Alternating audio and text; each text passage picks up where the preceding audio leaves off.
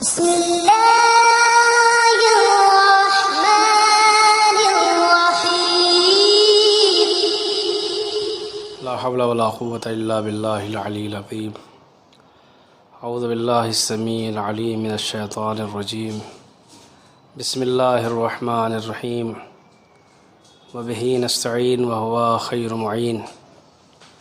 رب يسر ولا تعسر وتمم علينا بالخير يا كريم. وصلی اللہ علی محمد وآلہ الطاہرین. ناظرین کرام، جیسا کہ آپ کو یہ بخوبی پتہ ہے کہ پورے ماہ رمضان المبارک کس طریقے سے مومنین نے گزارا ہے، اور یہ وبا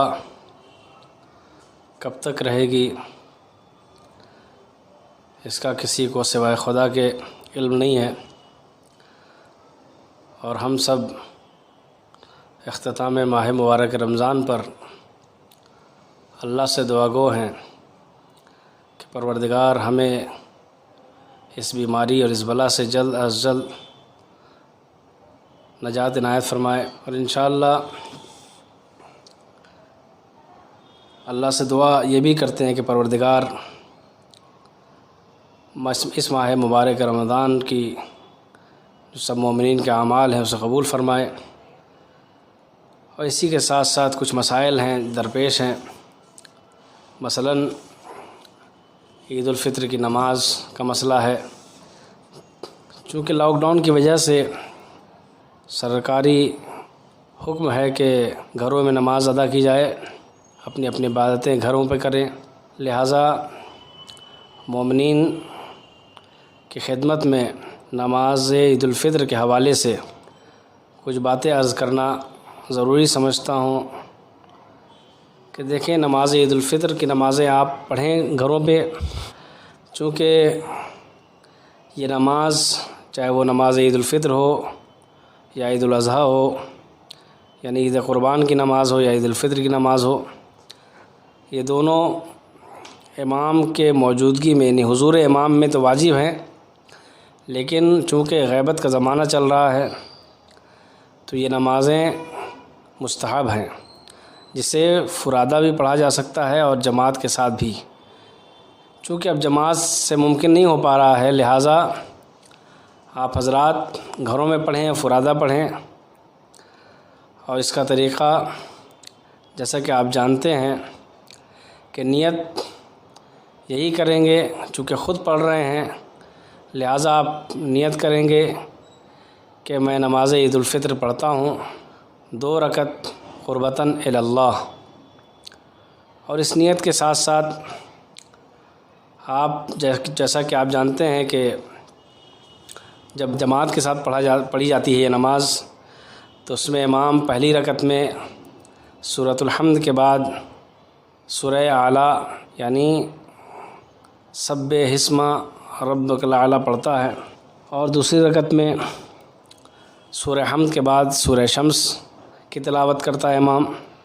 لہٰذا اب یہ ضروری نہیں ہے کہ اگر کسی مومن کو یہ سورہ یاد نہیں ہے تو وہ کسی دوسرے سورہ کا بھی انتخاب کر سکتا ہے. سورہ حمد کے بعد جو سورہ اسے یاد ہو وہ پڑھ سکتا ہے. اور جہاں تک رہی قنوت کی دعا کی بات ہے، تو قنوت کی دعا بھی اگر کسی کو یاد نہیں ہے تو قنوت میں بھی کوئی بھی دعا پڑھ سکتا ہے جو عام طریقے سے لوگ پڑھتے ہیں، لیکن کوشش کرے کہ دعا قنوت میں وہ دعا پڑھیں. اگر کسی کتاب میں مل جائے تو اسے اپنے ہتھیلی پر قنوت کے وقت رکھ کر اس دعا کو اگر عربی میں ہے پڑھا جا سکتا ہے پڑھے، یا گھر کے کوئی دوسرے فرد ہیں وہ کسی کو پڑھا سکتے ہیں تو وہ پڑھائے، وہ ساتھ ساتھ دہرا سکتا ہے. لہٰذا اب اس میں دوسری جو ضروری چیزیں ہیں کہ پہلی رکعت میں 5 قنوت ہے اور دوسری رکعت میں 4 ہے. اس ترتیب کو ضرور سے ذہن نشین فرمائیں گے. اس میں کنفیوژن بہت کئی مرتبہ ہوتا ہے کہ انسان کنفیوز ہو جاتا ہے، تو اسے اپنی انگلیوں پہ شمار بھی کر سکتے ہیں اپنے ذہن میں رکھنے کے لیے، یا کوئی دوسرا طریقہ ہو تو اس سے بھی استعمال کیا جا سکتا ہے، تاکہ 4 کی جگہ 5، 5 کی جگہ 4 نہ ہو جائے یا آگے پیچھے نہ ہو۔ یہ تو رہی نماز عید الفطر کی بات، اور پھر سے ایک مرتبہ اس چیز کو دہرا دوں کہ نماز عید الفطر 2 رکعت ہے۔ اس کی نیت اس طریقے سے کریں گے کہ نماز عید الفطر پڑھتا ہوں 2 رکعت قربتاً الی اللہ، اور پہلی رکعت میں سورہ حمد کے بعد سورہ اعلیٰ یا کوئی دوسرا سورہ جو یاد ہو وہ پڑھ سکتے ہیں، بہتر ہے کہ سورہ اعلیٰ پڑھا جائے، اور دوسری رکعت میں بھی سورہ حمد کے بعد اگر سورہ شمس یاد ہے بہتر ہے تو وہ پڑھیں، یا کوئی دوسرا سورہ اس کی جگہ پڑھ سکتے ہیں۔ اور پہلی رکعت میں رکوع میں جانے سے پہلے تکبیر ہے اور 5 قنوت ہے، دوسری رکعت میں 4 قنوت ہے، اسے انجام دیں، اور بقیہ نماز اسی طریقے سے جس طریقے سے ہم صبح کی نماز پڑھتے ہیں، یعنی رکوع میں ذکر وہی ہوگا، سجود میں وہی ذکر ہوگا، اور اس میں کہیں بھی کوئی فرق نہیں ہے۔ اور انشاءاللہ امید کرتے ہیں کہ پروردگار عالم ہم سب کے ماہ مبارک رمضان کے اعمال کو قبول فرمائے، اور سب سے خصوصی دعا یہ ہے پروردگار عالم کی بارگاہ میں کہ امام کے ظہور میں تعجیل فرمائے، ہم سب کو ان کے اعوان انصار میں شمار فرمائے۔